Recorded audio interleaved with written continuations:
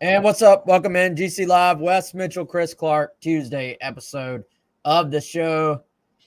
Phil says he disagrees with the premise of this video. All I'm saying, Phil, I'm not saying y'all can't talk about the I'm gonna beep us out every time we say the word ref or The R official. word. Yeah, it's for us. It's for us as much as anything. Yes. So we're going to do what we try to do every Tuesday. Get all of our thoughts out if we haven't covered anything from the previous game. And then we're going to start to turn the page to Akron, which, doesn't obviously have anywhere near the hype that last week did with everything going into that game. But still, if you're South Carolina, a game you need to come out, play well, and you need to obviously go win. And you really hope go win handily. So as we go along, I'll be completely honest, don't have a great grasp for Akron, what they're all about yet, other than what Beamer said today, which is that they play two quarterbacks at the same time, which is kind of interesting. That's a very unique approach. So we'll see what that looks like. Beamer even said, hey, we may steal some of their concepts. So we will maybe a little ref talk, but we're going to try to avoid that and start to turn the page to next week. But first, let me tell you about our friend Clint Hammond of CMG Home Loans, ClintHammond.com, 803-422-6797, NMLS number 71597. As we tell you every single time, if you're in the market to buy a home, unless you're just dropping cold hard cash, you're going to need a mortgage. So hit up Clint. He'll be your mortgage guy. He'll walk you through the process. Whether this is your 10th home or your first, he can help you through the process and also let you know what many options you may have to experience home ownership. Again, that's ClintHammond.com, 803-422-6797. Chris, people were tuned in today. I'd assume, first and foremost, listening to the Beamer or watching the Beamer press conference today for Lenore Sellers update.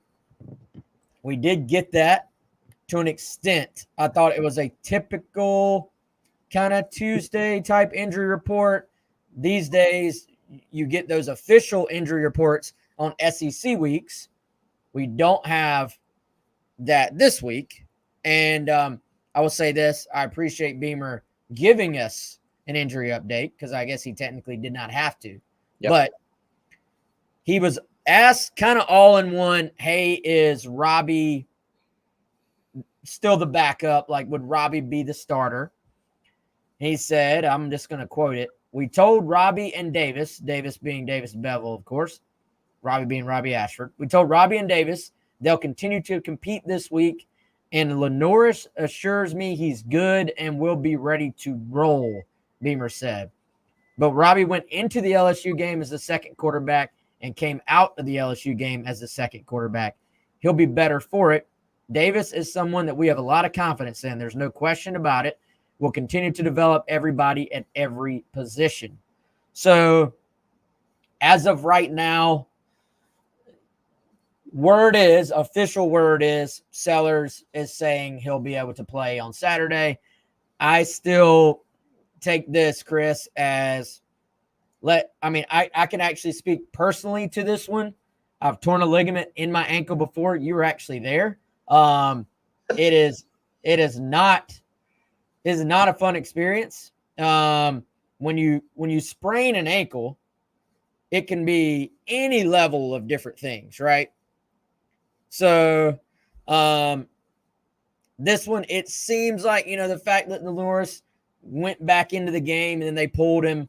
I don't want to speculate too much, but certainly that was a positive sign compared to just, hey, he's done for the game. There's no thought at all to him going back in the game. But typically with these things, in my opinion, just experience. You got to just sort of see how they heal. You got to see what the situation is in terms of it.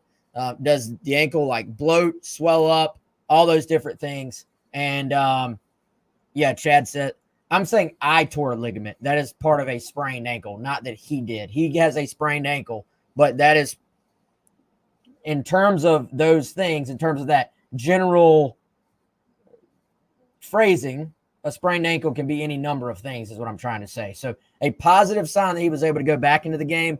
But typically, I think in these things, you want to see what it looks like as the week goes on, see how it looks Wednesday, Thursday, and on from there. And then, of course, South Carolina does have a bye week after the Akron game as well.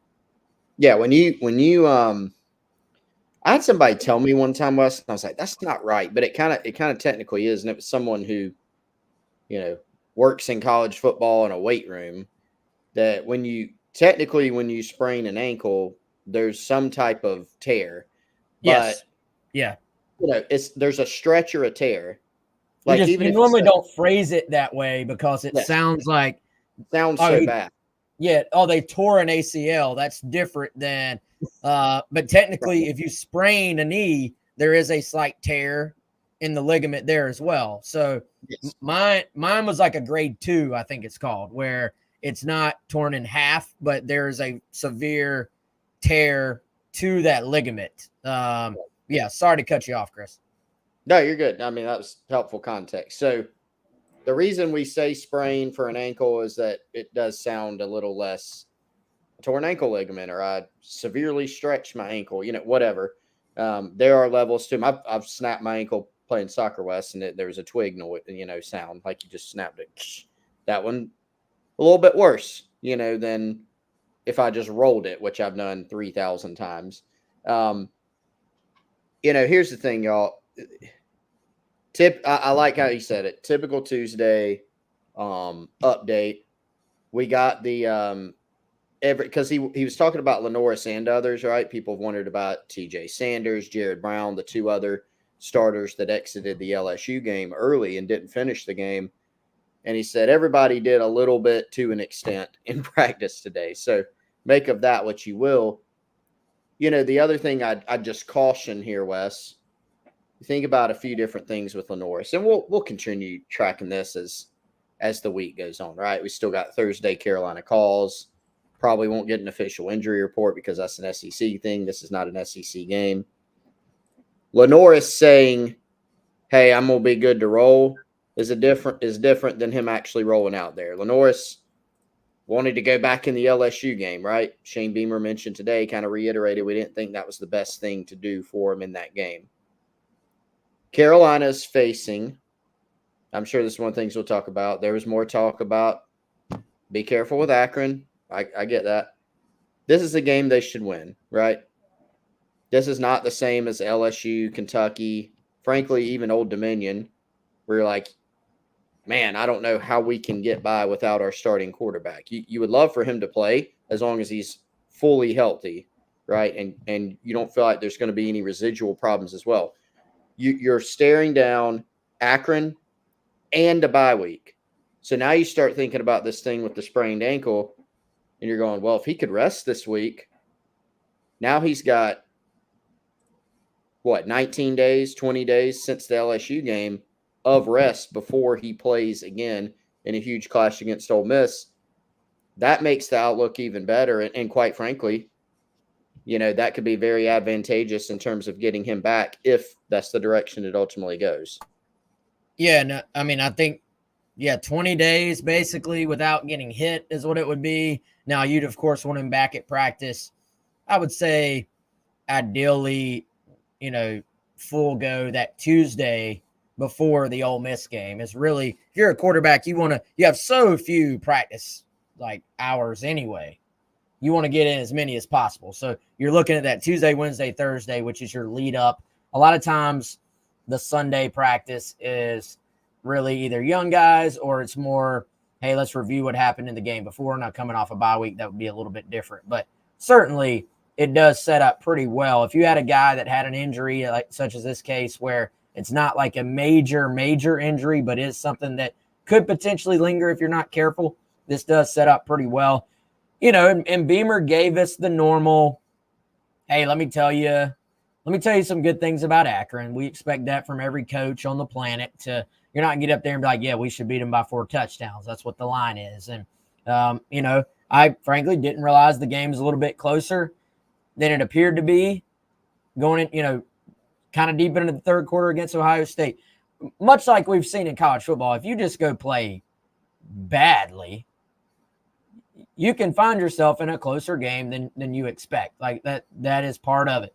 If you go out there with, a backup quarterback, is that different than having the threat of Lenoris out there? Yes, it is. I do wonder, let's say Lenoris is fine, but they just say, look, we want you to not be fine. We want you to be 100%. So they wait.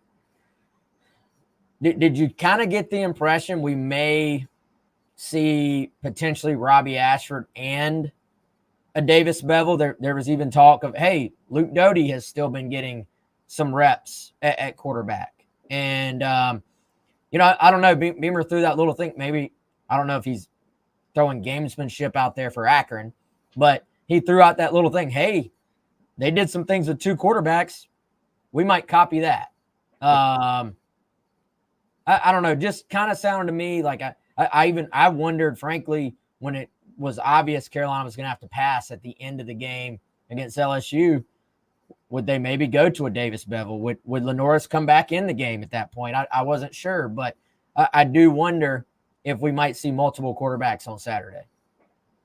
Yeah, I have a feeling we will. I think Robbie will start the game and probably will play most of the game, right? Barring, a struggle or something if Lenoris doesn't end up going.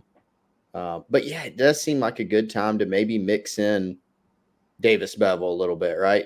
They mentioned Luke Doty. I mean, Beamer said today during his presser, hey, we've always told Luke, go focus on receiver because he really didn't fully focus on receiver last year. But we're not going to get you too far from quarterback just in case. And, Beamer's felt like compared to last year, they had a little bit more depth in the quarterback room this year. So this is a game, Wes, where you might have to dip into that. You might have to show that. You're going to need a guy or guys, if Lenoris can't go, to come in and play well. So I think that's actually kind of intriguing. I would kind of like to see that in a game situation, quite frankly, just to be able to see it and watch it and analyze it a little bit. But, we have gotten the question, Wes, of, well, would it be somebody else if Lenoris doesn't play? Would somebody else start the game? And I think Beamer pretty definitively answered that, right? Like, it seems like it's going to be Robbie Ashford if that scenario arises. But we could see another guy in there as well, whether it's situationally or for another reason. Yep, no doubt. So, all right, let's dive into some other things Beamer had to say. First and foremost, just with Akron and sort of what they do. Joe Moorhead, this is someone who has coached at the SEC level as a head coach at Mississippi State. He's been an offensive coordinator several places. Did not realize that he was the OC. Did you know this? At UConn for the Pizza Bowl? I'd totally forgotten about that. I think I saw it a long time ago. That's not a good memory. No. So he's bounced around, Penn State, Oregon as OC. Very well-respected guy in terms of the offensive mind and the ability to put together an offense. Frankly, now maybe he just wants to be a head coach. I'm a little surprised he's a head coach at an Akron versus I think he's one of those guys well-respected enough. He could be like a lifer if he wanted as an OC at a major program, if that's what he wants to do.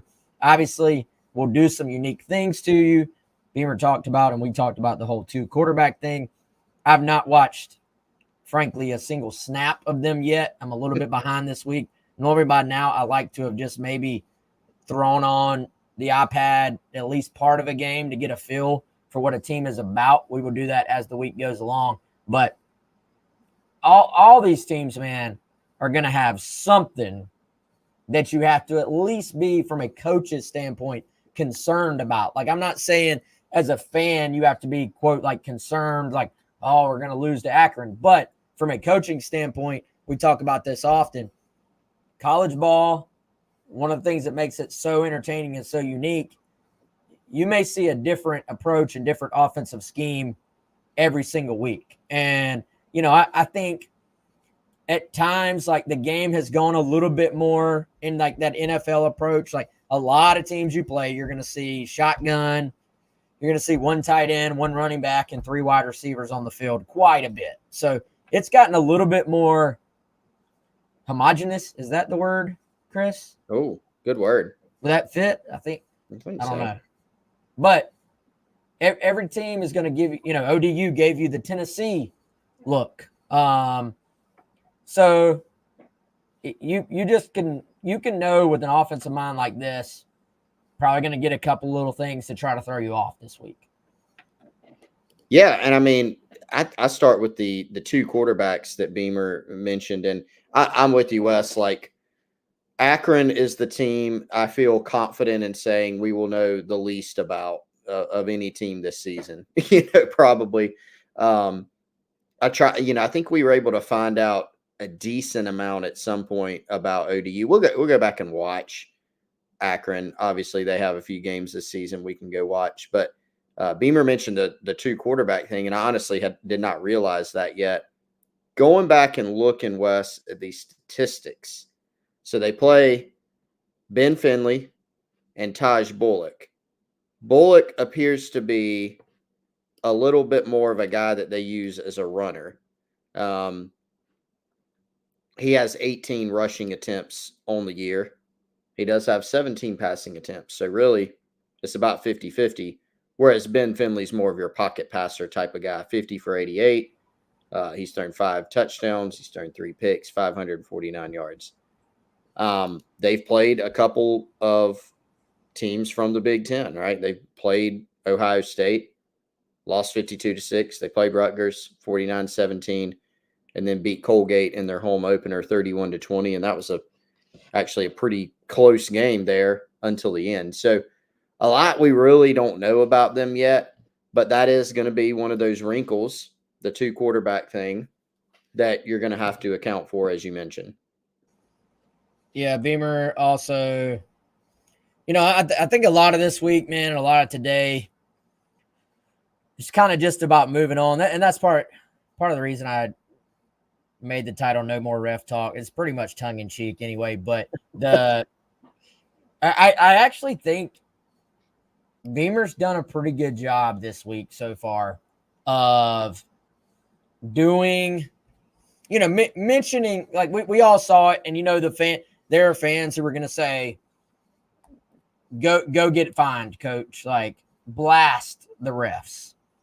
And I think you do have to walk a fairly thin line about, hey, I want to protect my team. I want to like call something out if I think my team is, not getting fairly officiated, but also, not using it as a crutch and not using it as an excuse and saying, hey, we're going to ignore the mistakes we made as a team that could have won the game by just focusing on the penalties and the refereeing in the game. So I've seen, how social media is. You say one thing and people try to make it like, oh, he's whining about the refs. He's fine. Really, that's not been the case. Like, if anything, he's been honest and telling everyone, hey, we did send in some plays. If you listen to what he said on Sunday, when he said it very matter-of-factly, it was not the refs cost us this game. It was not this is an excuse. It was Coach Tanner and I have sent in some questions. Yeah. And then today it was we got some answers. And, you may not necessarily like all the answers, but I took it more as just filling in your fan base that, yes, we're not ignoring this. Because some fans will take that as, oh, South Carolina's just taking it on the chin.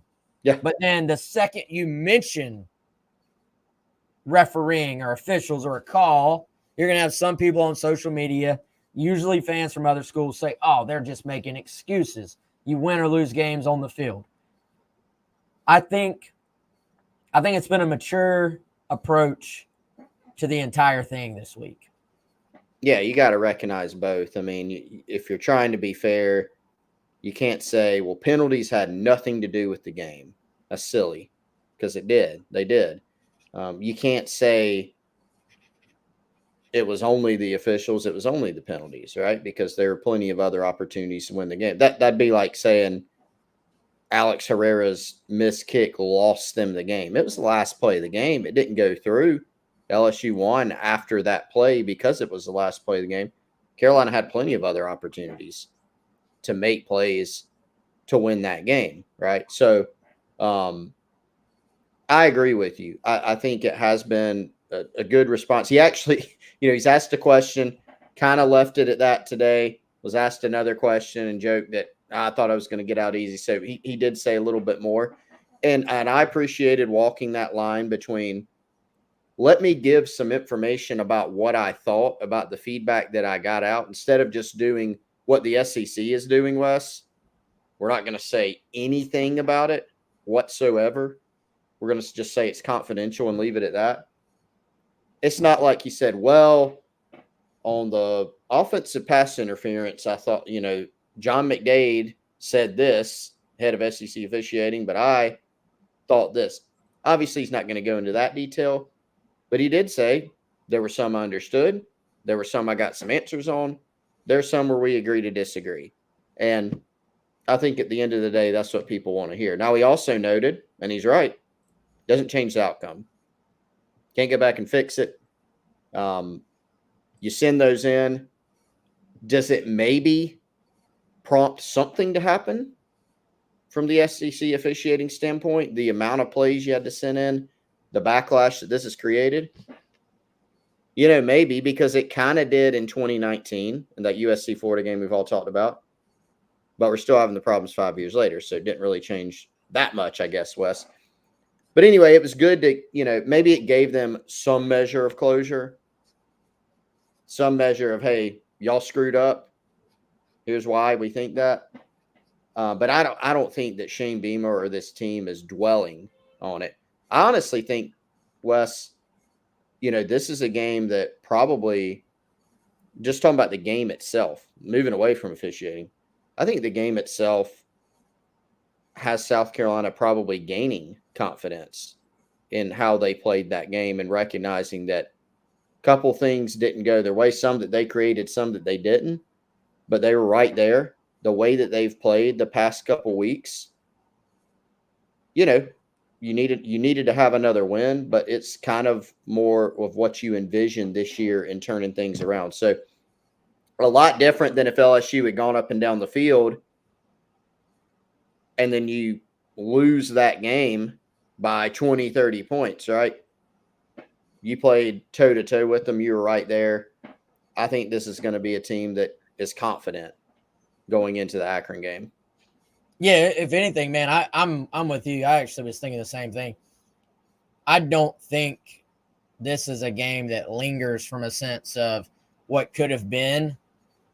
I think it probably showed the guys, hey, we really can just compete with anyone. And, not that LSU is a top 5 team necessarily this year, but they are always a very talented SEC team and, are certainly a top 20 overall team right now. And so you look at it and I think you're going, we did not play near a perfect game and really feel like we should have won the game. It's probably what I'm looking at if I'm South Carolina. And so what does that mean moving forward? Like you really can't harp on it, and you have to just use what you can as a positive. And the positive would be, hey, we competed. We were on a national stage with College Game Day there. We didn't, maybe let the moment get the better of us, just went out there and played our game. And in a lot of facets, it was good enough. You have to keep getting better. Beamer talked about that too.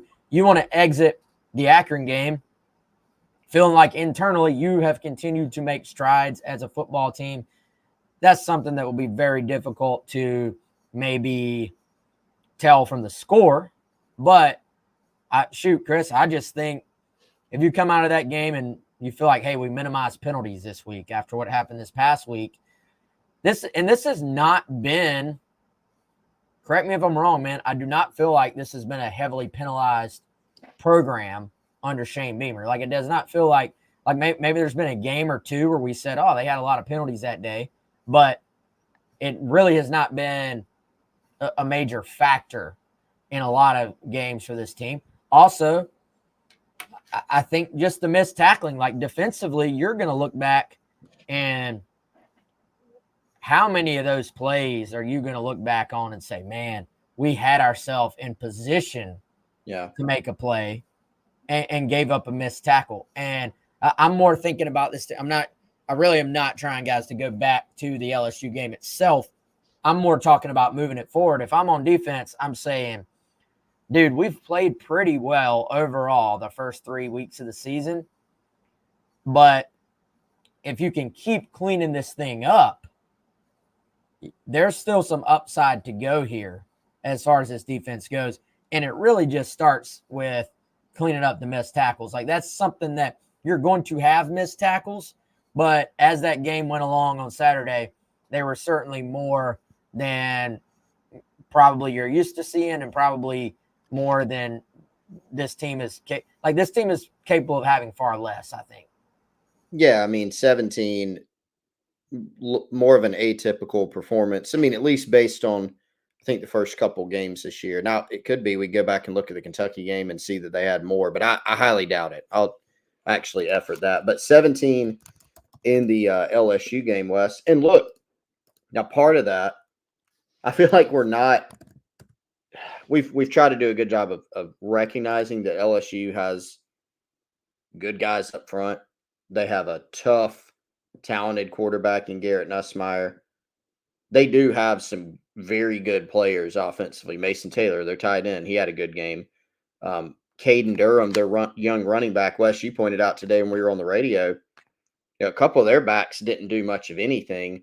Caden Durham's the one that really hurt them, and he was really good. So sometimes when a running back's breaking tackles, not that defensively you want to say, hey, that guy broke a tackle from your defense, but when you play really good offensive teams, there are going to be some of those, right? You just need to limit them and prevent them from coming really big plays.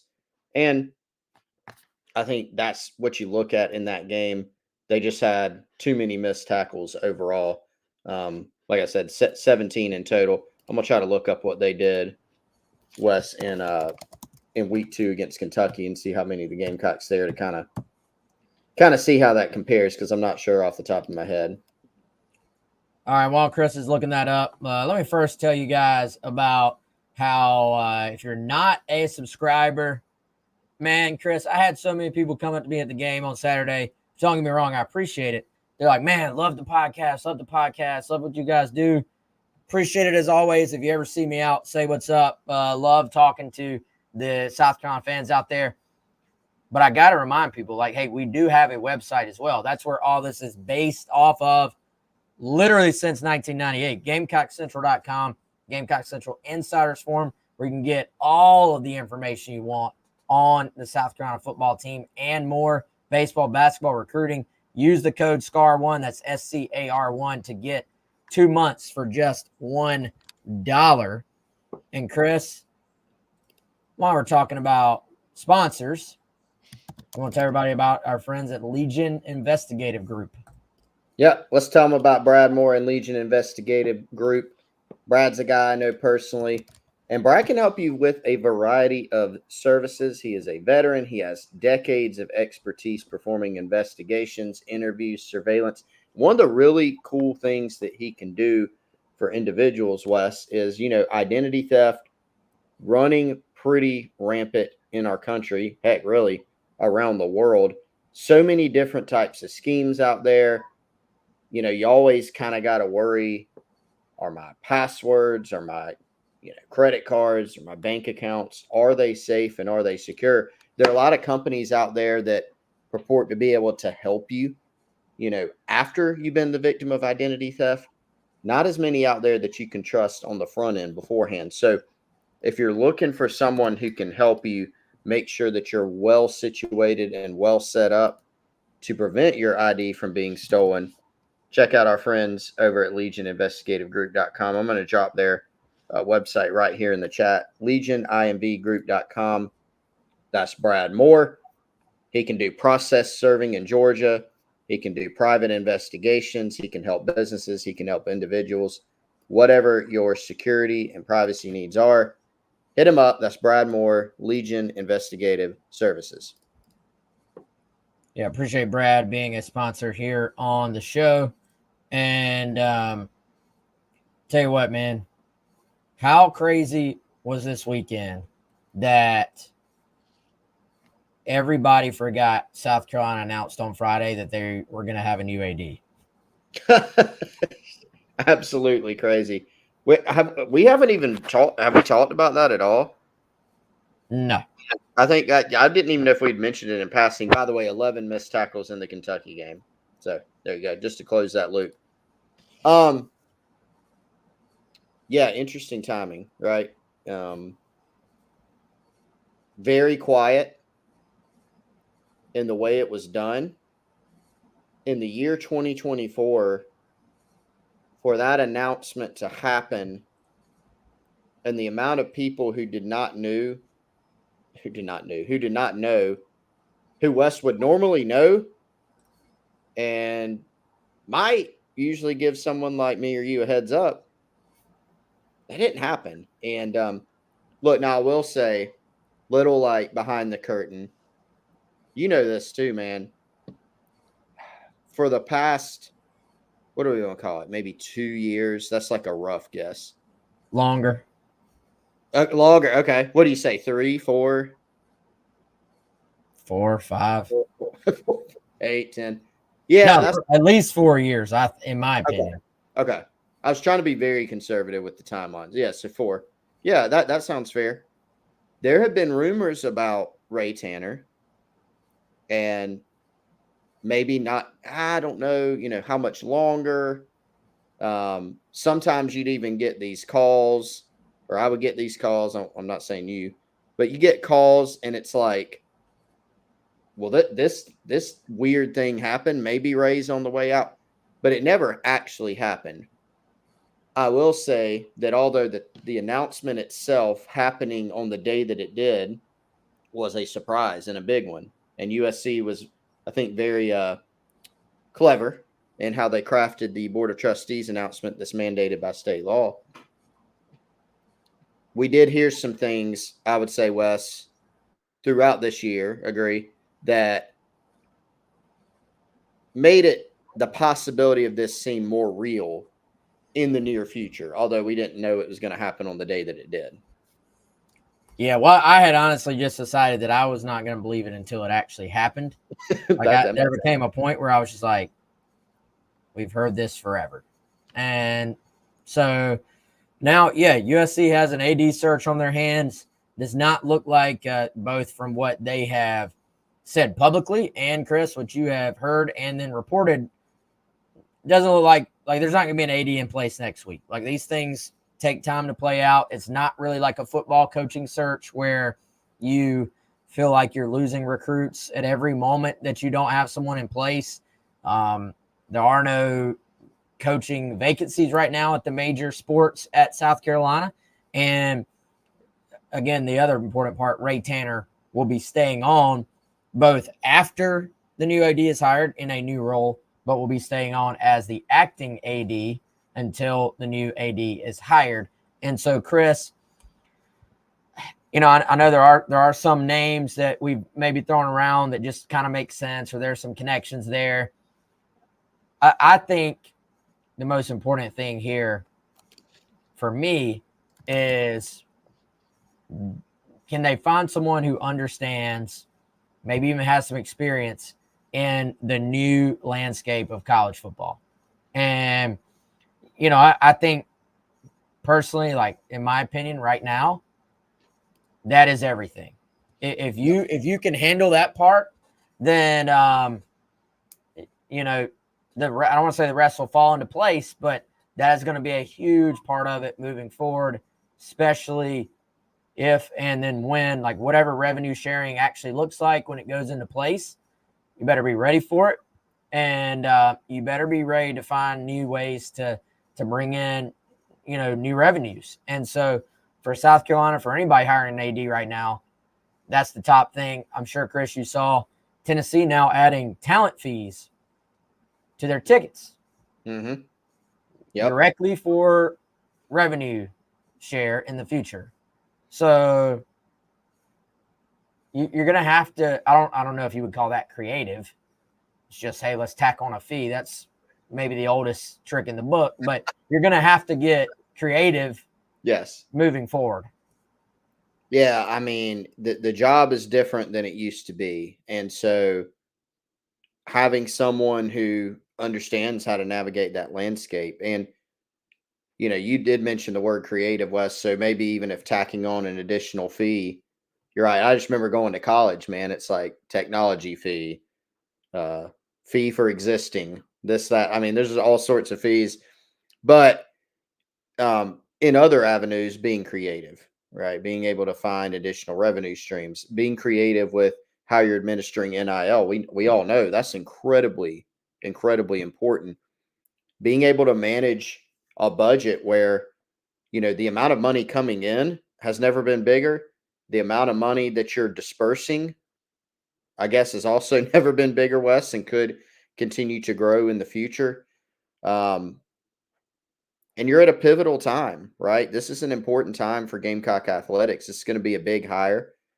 You've got an athletics director coming in who's going to inherit Dawn Staley, Lamont Paris, Paul Maneri, Shane Beamer. You've got some pieces, some coaches, but can you bring somebody in to drive things forward, take you to the next level in some spots where you've gotten better, take a look with a fresh set of eyes at some things that maybe need adjusting, because obviously there are some things that need adjusting. Another interesting part of this, Wes, and I don't know where you're going to take this next, but it is on my mind. I've asked some people this that I talked to. South Carolina, and Michael Amarides, the USC president, said this. He wants somebody who's been in this position a long time, he said. And while he didn't explicitly say this, I have heard a lot of things behind the scenes of wanting to get, or kind of with the starting point of sitting Power 4 AD.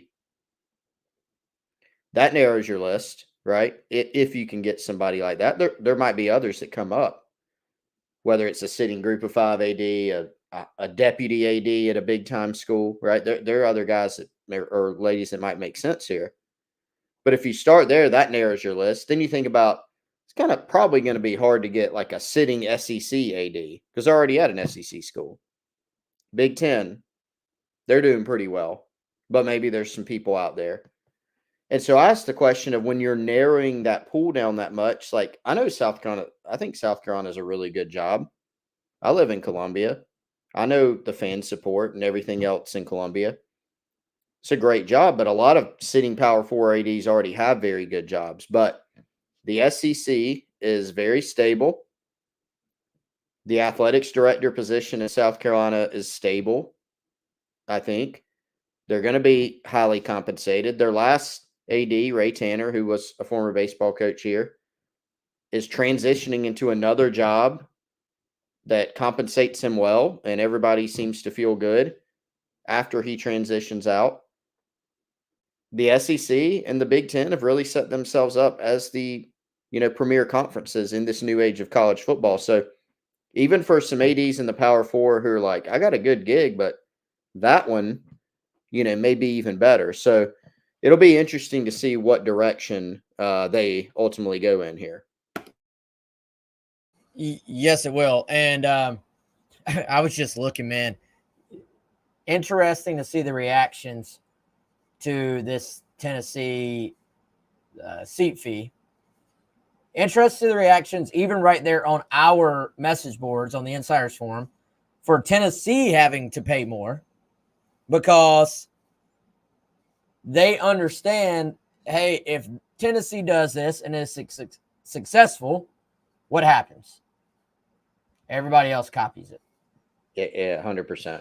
And there is a sense in college athletics, you can understand the donor fatigue of, y'all want more money? I mean, I kind of get it. Like, is it a revenue share at this point? If there was a talk about, hey, all this money is in college athletics, it's going to facilities, it's going to coaches. Hey, we got to give the players a piece of the pie. Well, the coaches aren't making less and the facilities aren't going away. Mm-hmm. So, hey, donors, fans, we need more money. It's on you. So, I mean, I do think that the ticket fee does serve a pretty good purpose in that instead of going to your mega donors over and over and over again and saying, hey, I need more millions, it spreads it out, and it sort of even says, rather than ask you for $10 a month for your collective or whatever, it basically just says, hey, you don't have a choice. If you want to come to the game, you're going to contribute to NIL. But if you nickel and dime people enough, ultimately, do you alienate the people who make it all possible? Like, is there a line? Is there a line that some people just will not cross? And at what point do you get to that line? Now, the other side of it is, you have a lot of people who tell you they're disgusted about college athletics, but the South Carolina football game on Saturday was the second most watched noon SEC game in the last 6 years. Mm-hmm. That was a true sellout at Williams-Brice Stadium on Saturday. That was not a ticket sold sellout. That was not a let's give some tickets to Fort Jackson sellout. That thing was packed. Sold out. So I don't know what side of that thing you're on, man. Like I get the frustration. You don't want to kill the golden goose that is college athletics either by just continuing to push the envelope and doing things that the average fan doesn't like. Oh, there is a line. But here's one thing, Wes. I mean, here's one reason why Tennessee can do that right now. They're really good. Yeah, I mean, they just scored 70 points against the team, and they weren't 60 of them in the first half. They beat NC State from the ACC 50-10. They know that their quarterback, who, by the way, also looks very good running that offense, is a highly paid guy because, I was going to say, unfortunately, maybe he doesn't care, but that all got aired out before he even got to Knoxville in terms of some of his contract numbers. It's a decent time. If you're sitting there, if you're Tennessee, like, oh, man, should we got this idea, should we pull the trigger on this thing? And then you go score 50 and 70, and you're like, it's probably a good time, to go ahead and do it. Now, you got to sustain that success.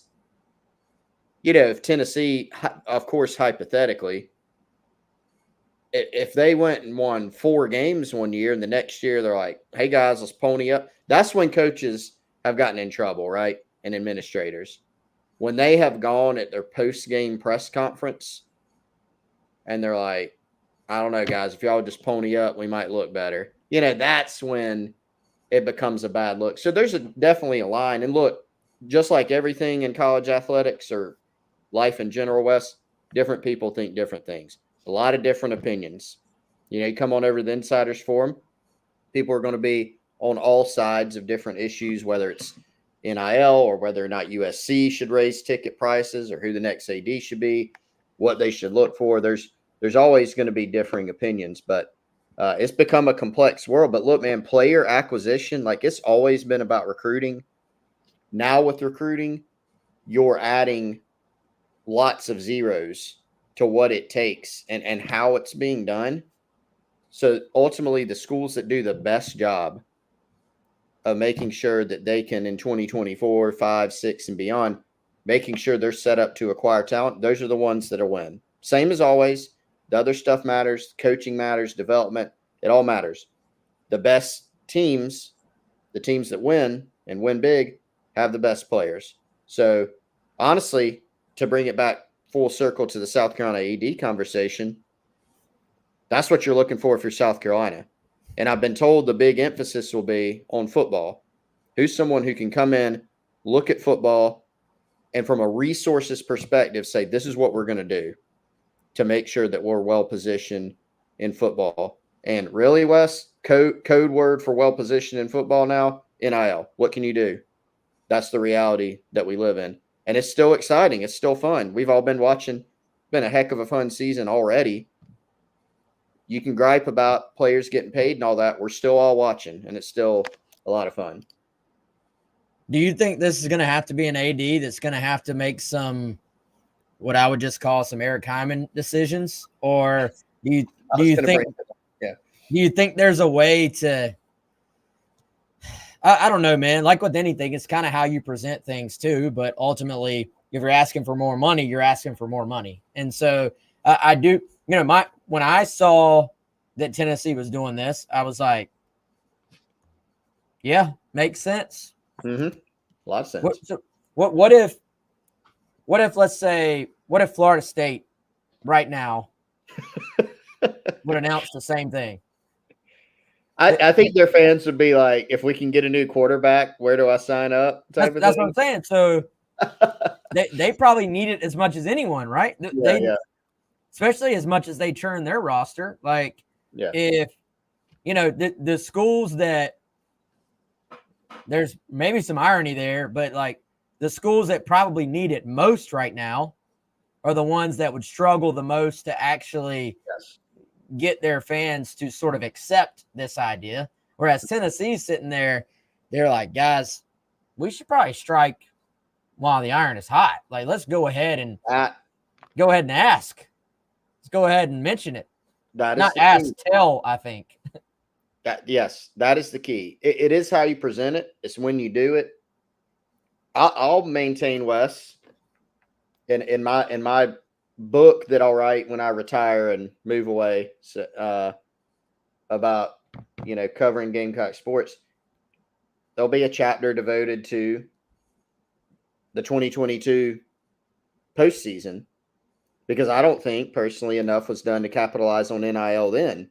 If you can't do it after you beat Tennessee and Clemson, two teams back to back who were in the top 10, when are you going to do it? 5 and 7, not as good of a time to do it, right?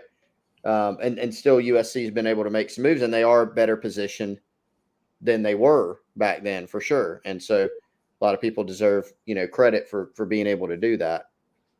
But yeah, I mean, it's a tough thing to figure out. I mean, I do think, so you asked the question about, an Eric Hyman-esque figure. I mean, I do think somebody is going to, they're probably looking for somebody who's going to come in and say, let's do things a little bit differently in some areas. There are some things you probably keep if they're good, There are other things you've got to come in and adjust. And I think also finding somebody who can nail the timing on that, explain it, sell that vision, be able to explain that vision, those are going to be very important attributes as well. So obviously huge hire coming for the Gamecocks, not imminently. Again, if you haven't heard the timeline, we're a ways off. Search won't really begin even until November, and could be a while after that before there's a new AD anyways. Chris, real quick before we get out of here, man, Beamer mentioned 52 guys were on campus this weekend who are recruits that have an offer from South Carolina. We reported about it. Mostly you reported about it all week long leading up to it, the number of guys that were expected to be on campus. We even teased, hey, possibility of some guys coming in that aren't out there, that's not public yet. Jared Smith, the Auburn commit. Gamecock fans, if you follow recruiting at all, you're very familiar with Jared Smith, 4-star, borderline 5-star guy, edge, heavily considered South Carolina prior to his Auburn commitment. And then Jared Curtis, a guy that maybe fans aren't quite as familiar with because he was an early commitment to Georgia, 2026, 5-star quarterback, absolute stud. Both those guys on campus, as well as really, Chris, a ton of your 2026 targets, guys you're kind of trying to, I call it just lay the foundation for.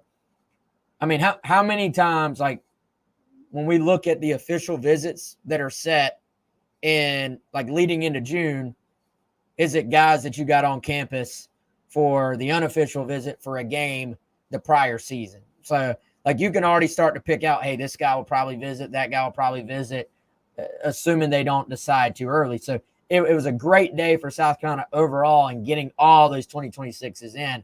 But, Chris, certainly to get in somebody like Jared Smith, who you were trying to flip from Auburn still, to get in a guy like Jared Curtis, a good move. We'll see where it goes, but exciting for South Carolina to be able to make that happen.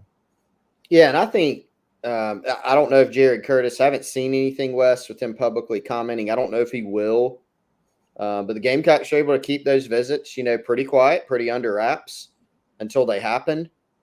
The Smith one, Wes, may be the most interesting right now. That could change. But that, as we know, that was a tightly contested battle between the Gamecocks and Auburn. Whichever way it would have gone this summer, we would be watching the other school. If he committed to the Gamecocks then instead of Auburn, we'd probably be seeing Jared Smith go to Auburn for a game this season. We'd probably be sitting here going, well, there's a possibility of a flip. I think it's the same situation. Some fans have made a lot of, well, Jared Smith said, hey, he's going back to Auburn in a couple weeks for his official. He said he's still focused on Auburn. I get that. It's still worth watching. Great relationship with Sterling Lucas. Good relationship with Dylan Stewart, who he could play alongside next year in Columbia if he decided. Worth watching. Jared Curtis, very interesting, Wes. Georgia will obviously be tough to unseat. We'll see. We'll see. Kevin Wynn, don't have as great of a feel on. Georgia's after him. Texas, he's committed to FSU. We'll see. But some really interesting ones there. Yeah, just getting a guy like Jared Curtis in, maybe piquing that interest a little bit, has apparently does have a really strong relationship with Dow Loggins. Really likes the idea there of what he can maybe do for him in terms of development as a quarterback. And actually, apparently, leaning on Wiltfong a little bit here, Chris, who has a relationship there with that circle, really paid a lot of attention to what South Carolina did with Spencer Rattler, kind of reshaping his career after he obviously left Oklahoma, came to South Carolina, got drafted last year. And that's one I think, too, is at least intriguing enough to keep an eye on and, just see where it goes from a South Carolina perspective. Thought it was interesting. He told Georgia, told Kirby Smart, told that whole staff he was going to South Carolina before he did. It was a little bit of a surprise visit in terms of it not getting out until the day of publicly, but he did inform Georgia what was going on and just said, basically wants to get out and check out some other atmospheres, see what's going on at some other schools. And, Chris, that is one position. Quarterback's a spot where, yes, schools can stockpile them, but in the NIL world, it seems harder and harder. Like, guys want to play. So I think it's a situation where anytime you can get a guy like that onto your campus for an unofficial visit and you're in it at all, even if it is going to be tough to unseat a Georgia, you certainly try and give it a shot. So we'll be keeping an eye on that one as well over at GamecockCentral.com. If you missed it earlier, if you're not a subscriber, as always, we want to invite you over. Use code SCAR1, SCAR1, $1 for 2 months on GamecockCentral.com. Chris, I think that's all I got for today, man. What you think? That's it, man. We'll be back later this week. Have a little bit more. Yep. So Kendall Smith, Jack Veltri, they'll be back on tomorrow. That will be Wednesday for that show. They'll be speaking, I believe, after. I think they ended up going early last week.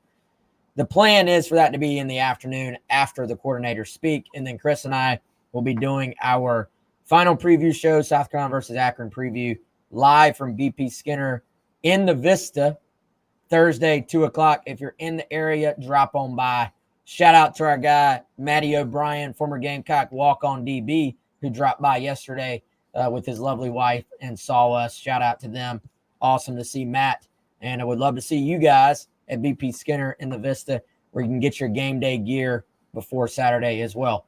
All right, y'all. That's going to do it for Chris. I'm Wes.